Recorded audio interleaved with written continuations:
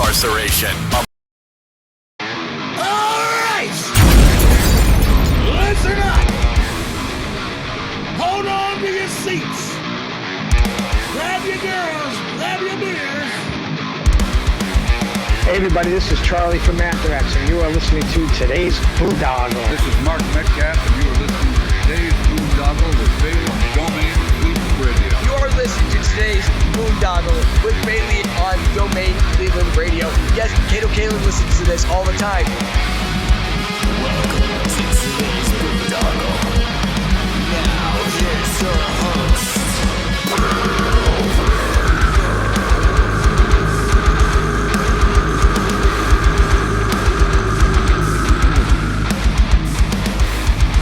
I am Monty Heath, so one Heath, and you are listening to today's Boondoggle. Hey, what's up? It's John from Skillet, and you are listening to today's Boondoggle on Domain Cleveland Radio. Fasten your seatbelts!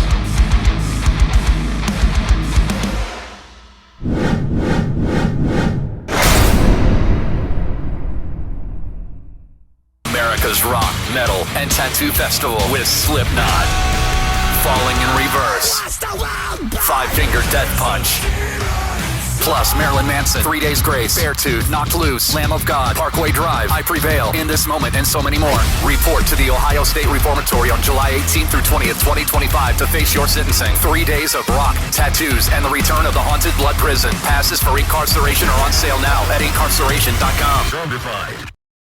Today's Boondoggle. And real quick housekeeping note, if you're watching us on YouTube or Rumble or BitChute or Odyssey, please hit that follow and subscribe button.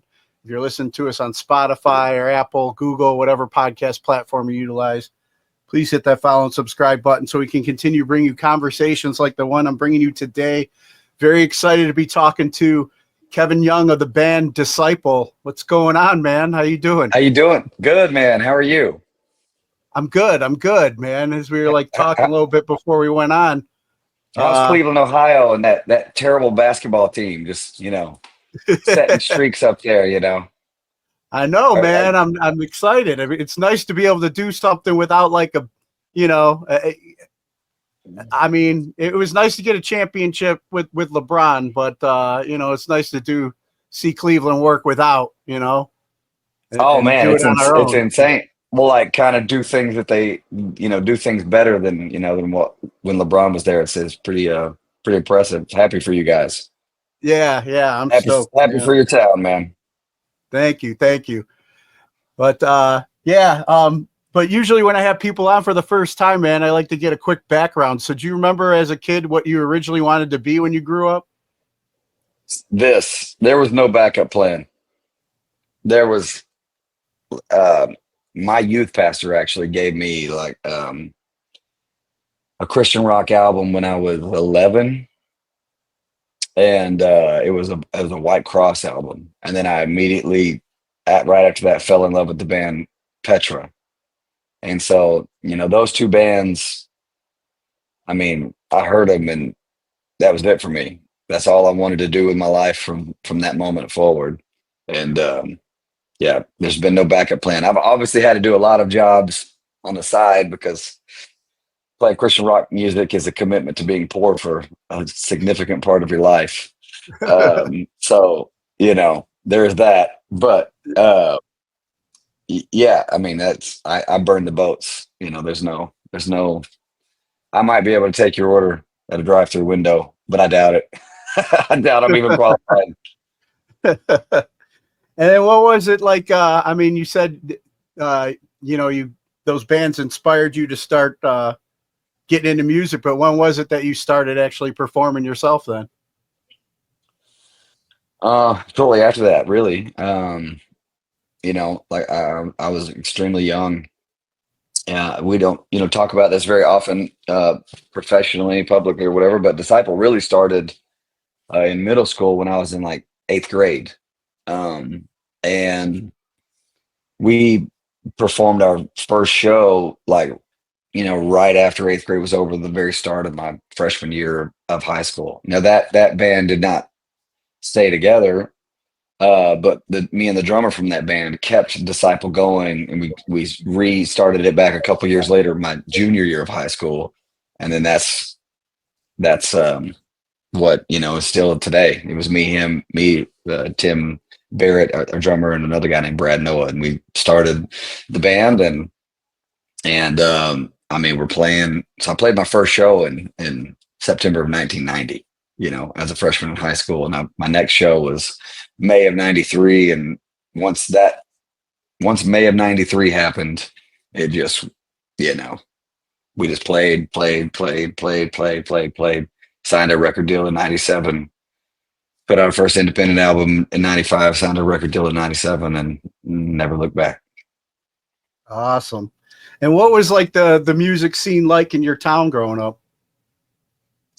Man, my town was awesome. Oh my gosh. We're like a little suburb of Knoxville, Tennessee. It's called Maryville, but we pronounce it Maryville because, from the South. And man, there was so many good bands in Maryville. There was just like there's this band called Nailed, and they were on a record label called Rugged Records, which we eventually signed to as well. Our first deal was with Warner Brothers, and then we signed to Rugged Records next, and they were the best band in the world, and way better than us, and just kicked our butts every night. It was the best thing in the world to have a band in your town better than you. I don't know how to explain that. People.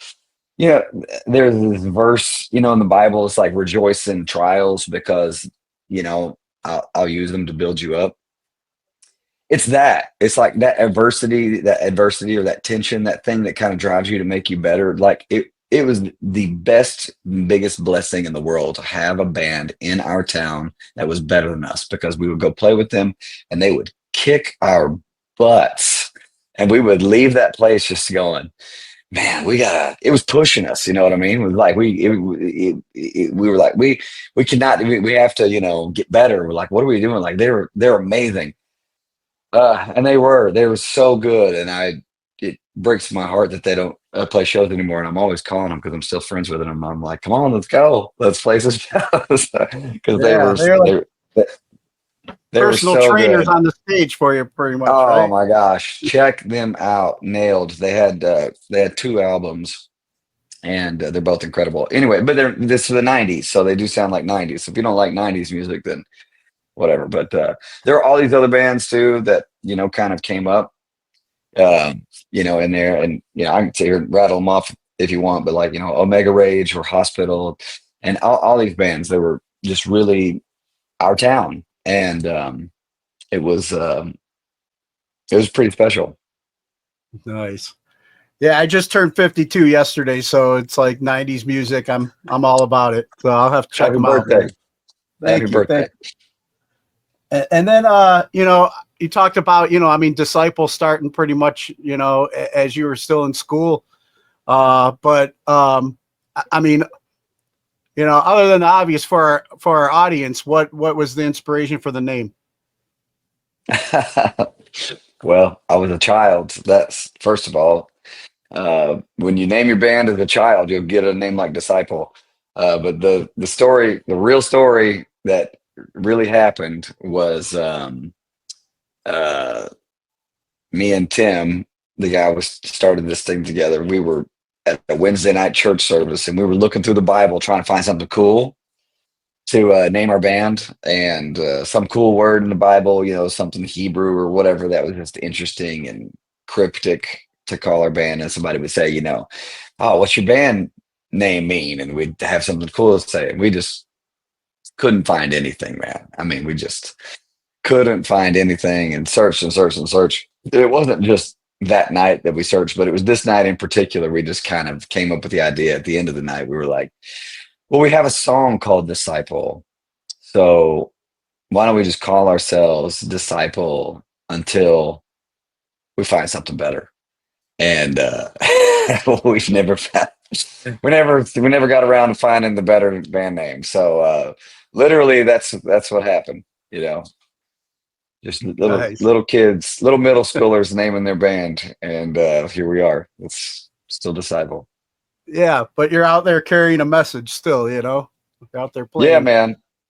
Yeah, and I Uh, think it was meant to be that way. As much as the name is kind of, you know, um, uh, adolescent, it really has meant a lot, to have this name and to carry this name and to do the music the way that we do it.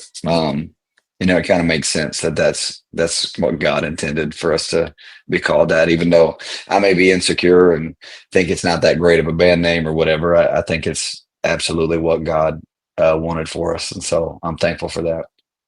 yeah, I agree with you there, man. Like I was saying before we went on, I had the pleasure. I've seen you guys a couple times at a live festival, and also I think on a winter jam at one point.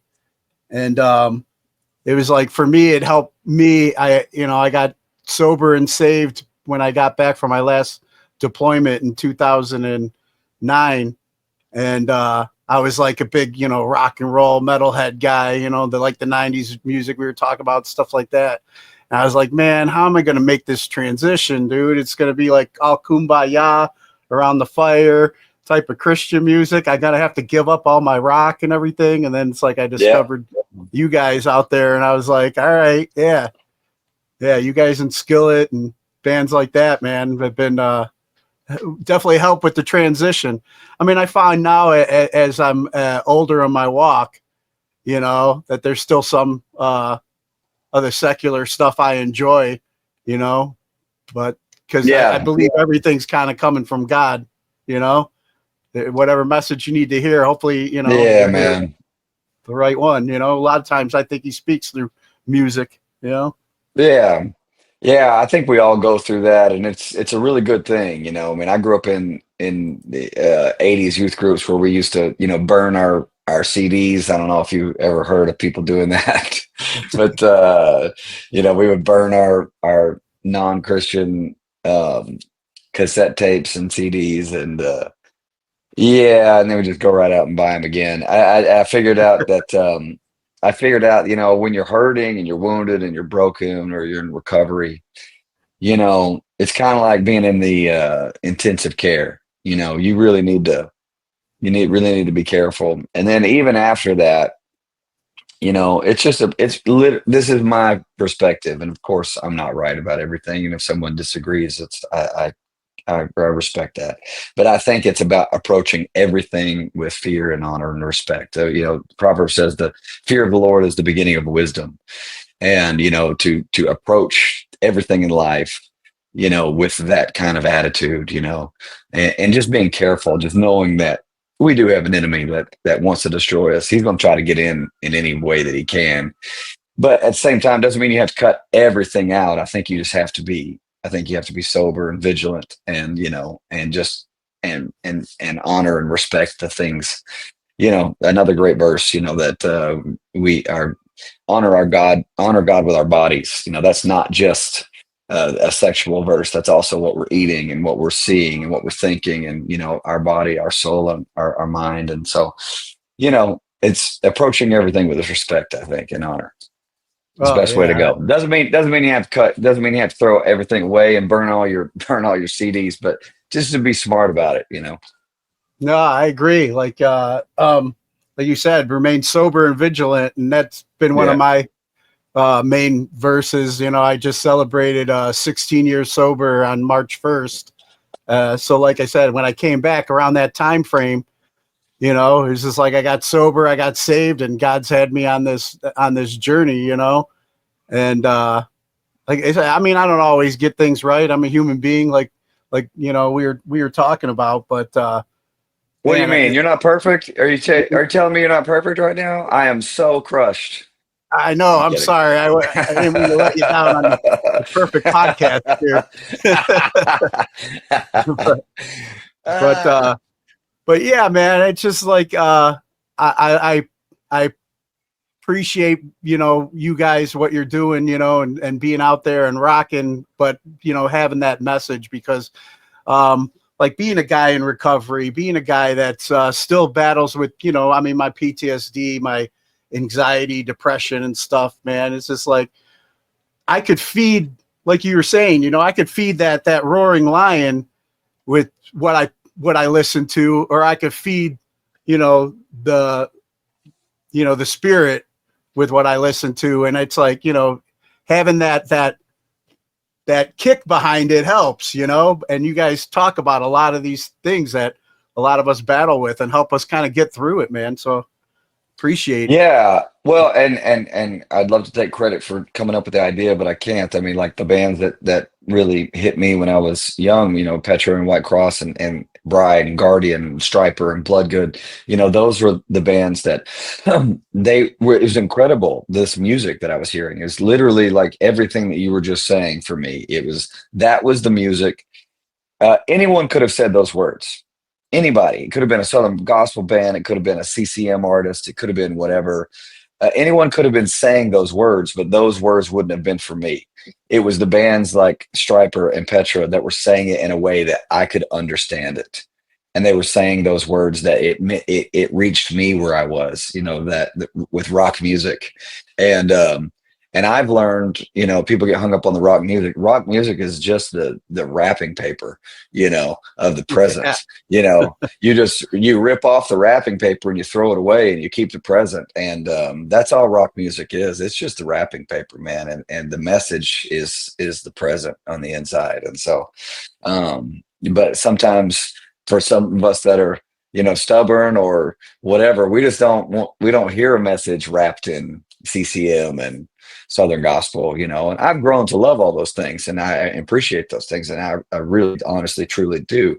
But there was a time that it wouldn't have reached me, if that makes sense. No, I agree. And it's like kind of how God spoke to me in my heart, with like using guys like you, and, speaking of like, some of the presents, that you guys have wrapped and delivered. I know one of the main things that we have to touch on today is the single "Sound the Alarm." I wanted to ask you about the message and inspiration for that song. Well, I didn't write it.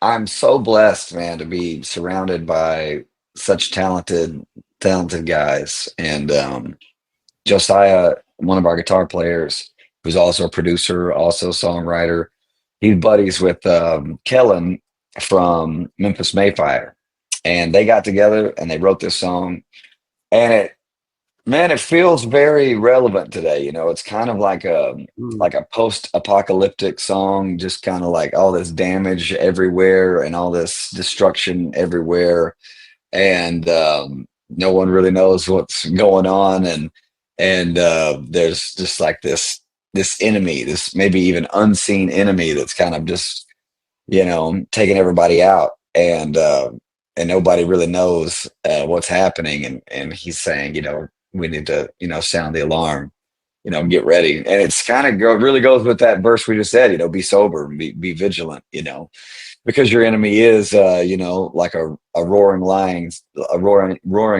seeking whom he may devour. And I think that's probably one of the best verses to wrap up the real meaning of that song. Yeah, for sure. And it, like you were saying, man, perfect timing. I mean, yeah, things have been, that's what, I go back in gratitude with, I mean, God's timing is always perfect. And I look where my life was headed before that change. And like I said, it's like, since I've been sober, since I've been on the journey, still have my human moments and stuff. But I believe that, when you're given the eyes to see, like they say, and hear, you kind of,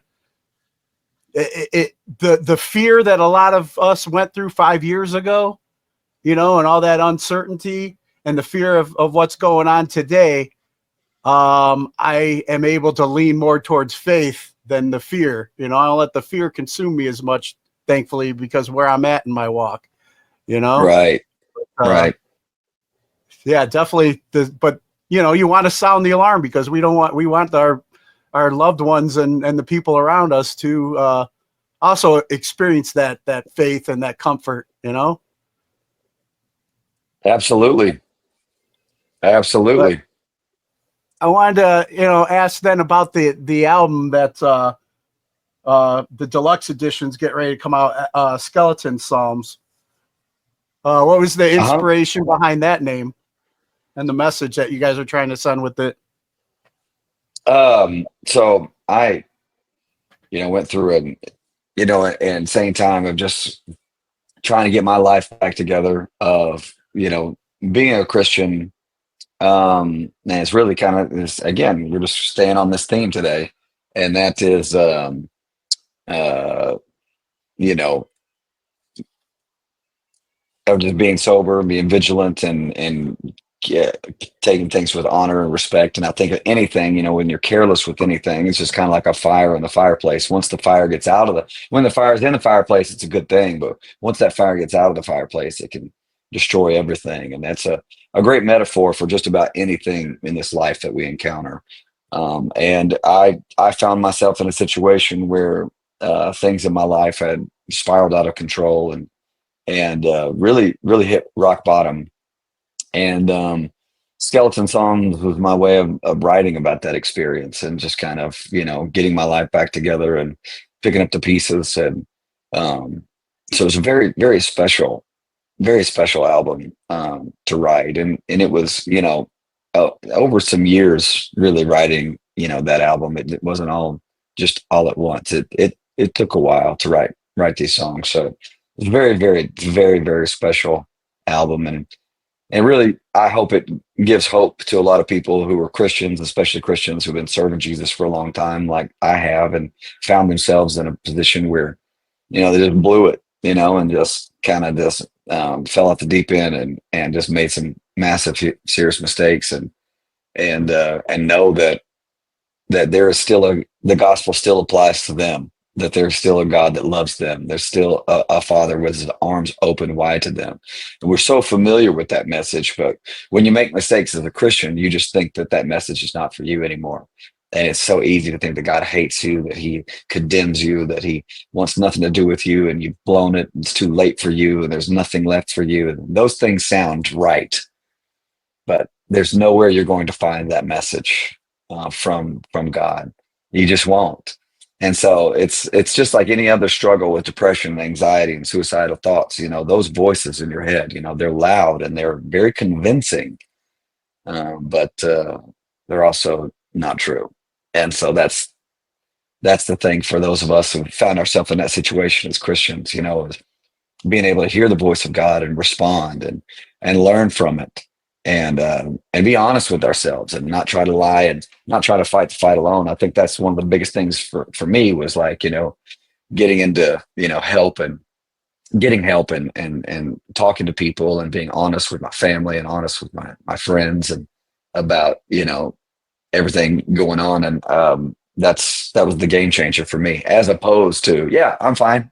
How are you? You know what I mean? Yeah. So, that I hope that album encourages people in that way. No, that's beautiful, man. And especially, the message of the heart speaks to the heart, and I'm so grateful we have a God now of grace and forgiveness. Because I was kind of raised around like more of like an Old Testament type God, of like, yeah, you're going to burn every little thing you do. And, there's never any pleasing and, or it seems like jump through all these hoops and do all these little activities and stuff. And then, what's helped me in my recovery, because I could be my worst critic. Like you said, those voices in our head, man. It's just like, I can let those spin out of control, and that's the enemy, man. And it's just like, instead of like looking at what I can be grateful for, what I have, how far I've come, I might not be where I want to be, but I've sure ain't where I used to be, and how far God's brought me, and just to trust in that process, man. So I love when people are like real about what they've been through, because in our heads, we're thinking, oh man, if we come honest, I'm so unique. Yeah. My ego's gonna tell me I'm so unique, and no one's is gonna understand me. But then you find out we're not so unique. It's Accountability is really, huge.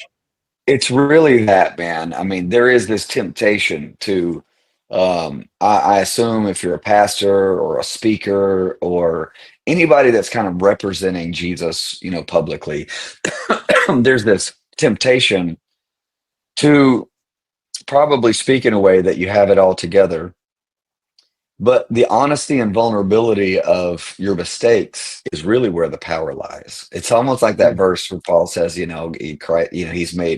perfect in our weakness. You know what I mean? It's like Mm-hmm. there's something about our weakness that and our vulnerability and a need to depend on him. Like I still need Jesus, not just the day that I asked him into my heart. I need him now, and just going through that has changed my life, where before there was probably like this tendency to quote unquote abuse his grace and just know that he loves me and know that he's going to forgive me. But those consequences, man, he does not erase them, and they eventually catch up to you. You know what I mean?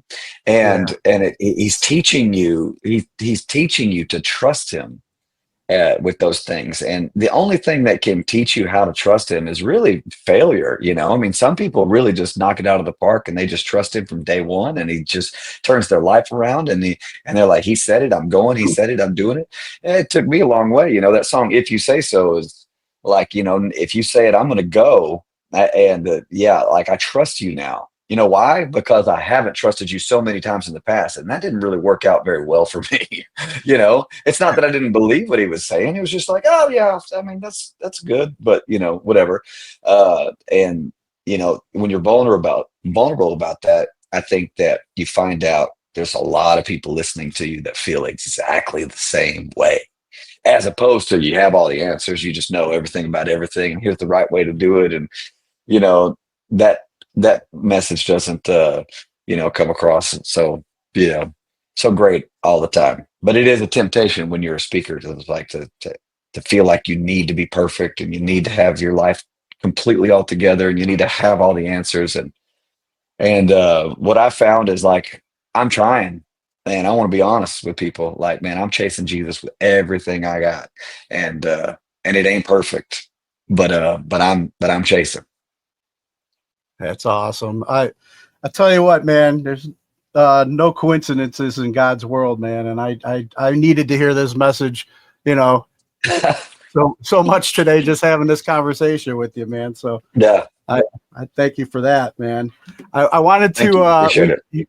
We talked about some Cleveland love earlier, but I saw that you guys worked with originally from Cleveland, Mark Trey Daniels of POD as well. Yeah, man. He is Joey is a big, huge POD fan, and Andrew was actually in a band with him, and so that's how that kind of relationship got started. And I've actually met him, but I don't know him. But there's guys in the band that know him, and then obviously played on the album, did some songs on the album, and knocked it out of the park. I mean, what a great bass player! Yeah, I got to hang with him at Louder Than Life last year, and always been a fan of POD. But talking with him, I didn't realize, because I was wearing some Cleveland Browns gear at the time, and he was just like, "Oh yeah, my hometown," and we started talking Cleveland. I didn't know that. That's crazy. Yeah. That's where he's originally from, man. And then, talking more about a lot of the messages that you send out with your music, and kind of like the struggles that, we just shared that we both struggle with. But Promise to Live, that single, I was going down listening, back through the catalog, man. You care to share the story about that message? Promise to Live? Yeah. So we were Josiah was writing a song, and it was called Run to Me. And we are really big fans of each other, as far as songwriters. And so it gives us the ability because all artists are very insecure, and so we don't take criticism very well. But because, like, in our circle of friends, our band, we are, huge fans of each other, and so we're able to actually speak into each other's art and songwriting, and say, I don't know about this part. I don't really like this part. What if we did this? Whatever. And everybody kind of listens and trusts each other, because you're not really competing. We're actually trying to work together. And so he had this song called Run to Me, and it was just this killer verse. And it turned into Promise to Live later, but it's this killer verse. But it had this chorus. It was kind of like, it was okay. And I was like, man, your verse is way better than your chorus there, And he's like, oh, you think so? I was like, yeah, I mean, that verse is incredible. And the bridge was incredible too. He already had this bridge written, this is not your downfall. I was like, oh my gosh, that is incredible. And so he's like, okay, well, we'll try to write a different chorus. So him and Andrew got together, and there was this old message that I used to give from the stage for people struggling with suicide. And I would just encourage them to make me a promise to live. And obviously a much longer message than just that, but that was kind of the gist of it, was like, look, take that option off the table, make me a promise to live, make God a promise to live, make yourself a promise to live. And they were like, oh, that's a cool thing. What if we took this old message that Kevin used to talk about, and like made this like the chorus. And so they worked on this chorus, and they brought it to me, and I was like, oh man, guys, this is good. This is really good. And as it goes in with us being a Christian band, sometimes God just does things in spite of us. All right. Because I wasn't really excited to write a song about suicide, because I felt like we had done things like that before with songs like After the World or songs like Invisible. And I just didn't really want to write another one. I felt like that I didn't want to just keep writing the same song. And I was like, I don't know, but it's undeniably a really, really good song. And I was like, I don't know. We'll see. So we get this opportunity to play Winter Jam, and we don't really have any songs that really work for Winter Jam, because Skeleton Songs is so heavy and so just brutal, really. And I was like, I don't really know that any of these songs are going to go over well with that audience. I was like, oh, but we have this song Promise to Live. We could play it. That could work. Coming from it's like, I don't really know if I like this message or not. I started singing this song, started talking about it, and man, every single night someone started coming up to us and saying, I was planning on doing it after the concert. Next night, I was planning on doing it before I got here. Something stopped me, and now I've heard this song. Now I made a promise to live tonight. Or my husband, he's standing right over there. He's tried to commit suicide, 4 times this year, and he made a promise to live tonight. Just every single night, some kind of story. And I mean, we were left just like tears just streaming down our face, just literally in awe of God, just going, wow, how did we even get here? It's almost like he wrote the song. We just went through all these steps of just getting to this song, and we're like, I don't even know. And he was like, no, this is what you're going to sing. And you're going to sing it, to a lot of people. And there's going to be a lot of people's lives actually literally saved from taking their own life, through this song. And we're just sitting back and just watching it happen in awe of it all, really. That's awesome. I love hearing that, man. But we can't take too much credit for a lot of the stuff that we do. We really can't. It's just kind of like we're just fumbling along, think we know what we're doing. We're like, I don't really know, And then the songs that we think are going to do like really, really great, they usually just do. So we don't know what we're doing. We're just out here doing our best. Well, I know another one that connected with me and kind of goes back to what we were talking about earlier too, is just like that battle in between our ears, that we deal with. But Misery, the single Misery, man. Great song. Yeah, that one really spoke to me as well. You want to share a little bit behind that story? Yeah, man, that's a really cool song and a really interesting song. Something that we found, because again, we talk about Jesus publicly, and so there's this perception that someone might think that we have all the answers to life's problems, and so something that started happening is people will come up to us after the show and they talk to us about their problems, and everybody in this band is super empathetic and really caring and very sweet with people, and so people will come up and start talking about the problems or whatever, and they kind of notice maybe that they're talking about the problems, that we kind of give them a little extra time to talk to them. And I think that there's this message being relayed, there, that, hey, if you're super messed up, if you got a super, massive amount of problems, this band, you get to hang out with them a little bit more.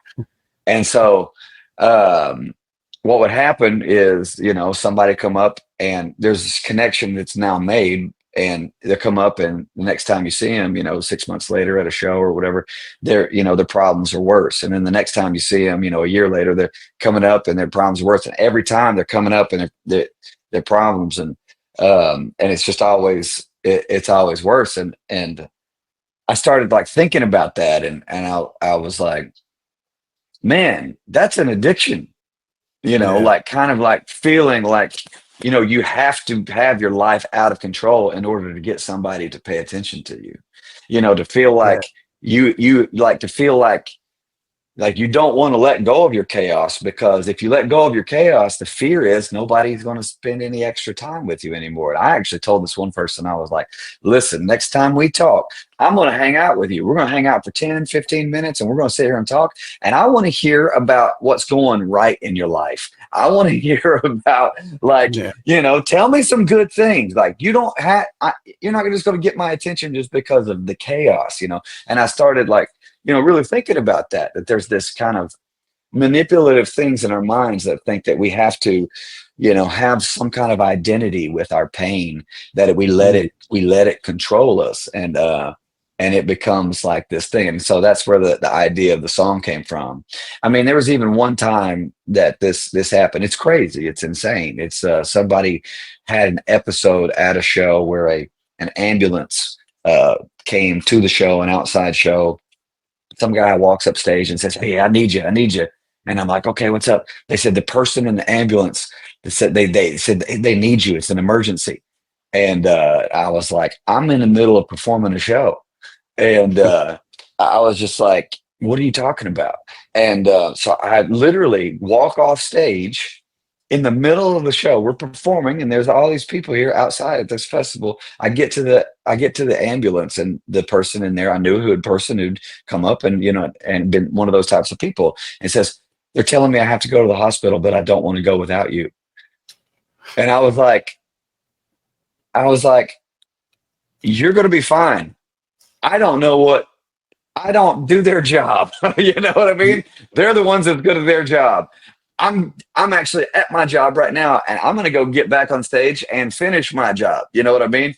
And it was like literally that type of mentality. That was what we were talking about, and writing about that. And see, like, that person, I love that person. I think that person's amazing. That person puts a smile on my face.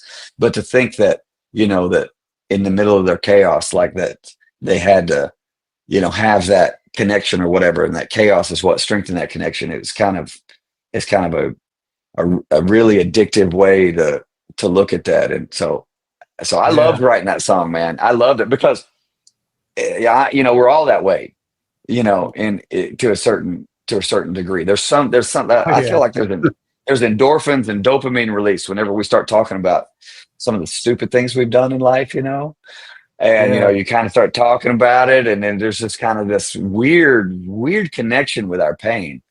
And and it's not good, it's not healthy. And so it was a very, very cool, interesting song to write about. Yeah, wow, I like that backstory too, because it just gave me a lot of self-reflection. How sometimes I can get like, we're all God's people, man, and if I could see these people through God's eyes, sometimes I don't know what they're going through, and I I'm one that normally just cuts people off real quick and doesn't give time, you know, or I'll put up some kind of like, you know, well, if I look like I'm angry, people stay away from me because I don't want to deal with people sometimes, man. And this is, you know, I mean, there's a got to find that healthy balance, like you were saying, those healthy boundaries, but gave me a lot to think about, man. So, Well, if you grow your hair out on just one side of your head, you know, if you just kind of take one side off, then you don't have to make that angry face anymore. People just won't come up and talk to you. So, just pro tip. There you go. Give that a shot. and then you talk to them and you smile at them. They're like, "Wow, he's nice." Yeah, I didn't think he would be. So there you go. Pro tip. And then I wanted to ask you a little bit about the project Honor and Glory. Man, about that. It's just a very special thing that we've been doing. It's our side worship project, and I was a praise and worship leader for a church for 9 years, way back in the day, in my late teen years, and in my 20s, and you know, that was a very special time for me. I really, really grew to love worship music, and a lot of people have always asked us, you know, when are you going to do a worship album? And, you know, we didn't ever want to do one as Disciple because we'd seen a lot of our friends do worship albums. And it's like, once you do a worship album, then you're stuck and you can't go back to rock. And it's kind of like what we were talking about before. It's like, you know, worship wasn't the music that was going to speak to me in my pain in Southern gospel or, you know, CCM. It was going to be rock music that was going to speak to me. And so we knew the Disciple was special and the evangelistic thing that we had. And we didn't want to mess that up and start singing worship music because, well, I guess what people don't realize is there is a market for worship music out there. And so there you can potentially maybe sell some more records with worship music or, you know, maybe have some more streams or whatever. But the problem with it is that now you got to keep doing it. So whatever you were doing before, you can't really, you know, go back to what you're doing before. And we've seen a lot of our bands and a lot of our friends, you know, follow that model. I mean, you can just name somebody who was a rock band and then started playing worship music and it just kind of stayed there. And we did not want that to happen, but we still wanted to play worship music. And so we couldn't figure out how to do it. You know, all the guys were playing music at their churches on the weekends, you know, whenever we weren't playing. And so it was like, it's not like we didn't like it. We liked it. And so we just got together and we were like, why are we playing together? You know, how can we do this? And long story short, we came up, we said, let's start another band. It's just all of us. But we're in another band. We're not the first people that have ever, you know, done this before. Then we can do that, you know? And man, we love it. We absolutely love it. You know, we approach it so differently. You know, Disciples, very evangelistic and very performative. We're putting on a show and just trying to entertain. And Honor and Glory is just not that. It is just straight worship. It's just literally like, look past us and look straight to God and let's sing to him and love on him and pour our heart to him. And, you know, it's crazy because that's, you know, our last Honor and Glory song, you know, got nominated for a Grammy for Best Christian Song of the Year. And it's kind of crazy because, you know, we've tried so hard to be good and write good songs and whatever. And then when we start this worship project and we're not necessarily trying to be good, we're just trying to worship God, right? And do it in a way that we would do it, be honest and like, do it, you know, worship music in a way that we would like to do it, and then get that Grammy nomination for that. That was very surreal, and so you know, very thankful for that. It's a very, very, very, very special project. Yeah, that's awesome, man. And then you know, I mean, all the years that Disciples been out there putting it out. I mean, when you look back at being in high school and stuff like that, did you ever think that some of your music would be also reaching people in like TV shows and like another side, I guess, addiction of mine or a side thing that I enjoy to escape sometimes reality is WWE, you know, and I know you guys have had some of your music with them as well. Did you ever think that would come to be for you guys? None of that stuff that's ever happened would I think that, like, even when we got a Grammy nomination, I was like, what are you talking about? How? How? That song didn't even go to radio. Yeah. So WWE, I mean, like we were on a record label and, um, I don't know, man. There's somebody knew somebody that somebody knew somebody that somebody knew somebody that, that came to our record label and was like, oh yeah, we need, we got a tag team, Hawkins and Ryder, they need some walkout music. And, we've got a little song written up and, would Disciple want to play it? And we're like, yeah, and the music was all, cheesy and the lyrics were a little cheesy. And we're like, hey, do you care if we change up this music and change up some of these lyrics? And they were like, yeah, you can't get any songwriting credit for it though. But it was like, that's fine. And we just had some fun. And then, they invited us to one of their Cyber Monday pay-per-view events. I think it was in Cincinnati, actually. So the other side of your state. And so, yeah, man, we were ringside, Triple H spitting water up in the air and, and his spit is landing all over my head. So, Right. so it was an experience, man. I mean, when those things happen, you're just kind of like, well, how'd that happen? But it did. So that's cool. Yeah, man, that's awesome. And I know you guys are now. You're currently on the road. Yeah, I actually have to played go last here in just night. a second because they're waiting on me to leave. So I've got Okay, to go here in a yeah. second. Yeah. Where what's who you out playing with, and is it for the album we were just talking about, Skeleton Psalms? Is it promotion for that? So we're releasing a Skeleton Psalms deluxe album. We've already had two songs from that deluxe album come out, a song called If You Say So and Sound the Alarm. Those will be tied to Skeleton Psalms as the deluxe edition. There are two more songs that are going to come out. One of them comes out at the end here in the next couple of weeks.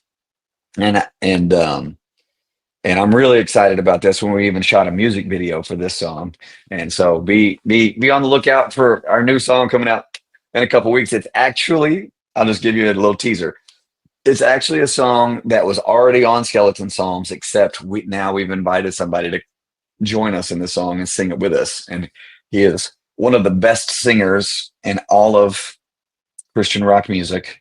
And he made this song that we wrote that was here. It is now like way up here. So it's so good that we were like, we're shooting a music video for this song. That's how good it is. So there you go. That's my hint, and I'm teasing it. It's going to come out in a couple of weeks.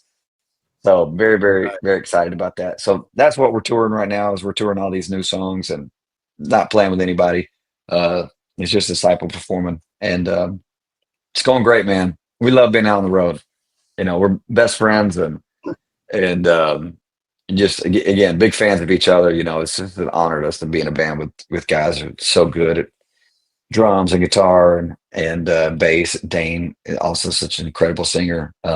So we have a lot of fun, man. That's great, man. Well, yeah, real quick then, before we get ready to wrap up, I want to ask you a couple questions I normally ask the guests I have on. 3 people who've inspired you and you can credit for making you the person you are today. Number one, my pastor, whenever I started going to this church when I was 14, right after I discovered Christian rock music, and his name's Johnny Sweet.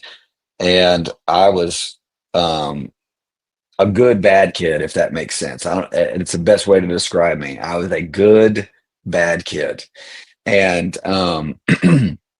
he really believed in me and was patient with me as a child, as a young teenager, and saw something special in me and allowed me to make mistakes, and I literally gave me the keys to the church and allowed our band to practice at the church, allowed us to park our van at the church, allowed us to eventually park our tour bus at the church. There's very few people, that would see potential in a young teenage kid and kind of like you know, give them the opportunity to fail, to give them the keys to the sanctuary and let them use the church's sound system for band practice and things like that. I mean, I do not take that for granted at all. I mean, I'm getting chill bumps just thinking about it right now. I mean, I know very few pastors of churches that would do that. And that's not a knock on them. They shouldn't. That would be probably very irresponsible of them to do that. But my pastor did that for me. He believed in me, and I'm forever in his debt and grateful for that. And so that would be number one. Number two would be the band Petra. And I don't know if John Schlitt, the singer, deserves all the credit. I mean, I'm sure he deserves most of it, but just the way that they sang their songs, the way that they wrote their songs, the way that the lyrics of those songs, you know, I think Bob Hartman, their guitar player, wrote a lot of those songs. So I say it was probably John and Bob together really inspired me in so many ways, because that was the way I wanted to communicate, you know, and I wanted this way that was unashamed of the gospel of Christ. And they would even put like Bible verses, you know, in their liner notes. And I would spend hours just going through all of their lyrics, and then I would look up the Bible verses that would go with it. And it was so funny. I was falling in love with the band, but they were teaching me how to how to fall in love with the Word of God. And it was a really cool, neat thing. And so I would say that though, if it can just be those three, that's where I would land. Even though the two or one there, you know, those are the three I think that had the most impact on my life. Gotcha. And then any message you have for our military members currently serving overseas? Oh, I mean, I know the thank you is kind of like, they probably hear it so much that it doesn't even mean anything, but seriously, thank you, because when I take that stage and I hold that microphone in my hand, my grandfather died not the invasion of Normandy, but when they went in with reinforcements 2 weeks later, and he made it, you know, I don't know, 15, 20 miles in that hedgerow fighting, and died there when my mom was like a year old, was a child. So he gave his life. My mom didn't even know him. And so I think about that, and I think about the people serving in the military right now. And then when I get on stage and I hold that microphone in my hand, I hold that microphone in my hand with freedom, with the freedom of speech and the freedom to say and use that opportunity to say whatever I want to. And I take that opportunity very seriously. It's very sacred. And I give a message of hope of Jesus. And I know that to stand up there and just think that that's normal is not reality. That there was a price that was paid for me to have that freedom to be able to stand on stage and say whatever I want. There is a lot of people all over the world that do not have that freedom to do that. And I do not take it lightly. And so I know they hear the words thanks a lot, but when you hear it from me, you're hearing it thank you, because I would not be able to do what I do without you doing what you do. So I really appreciate it. Wow. Well, I thank you for that, Kevin.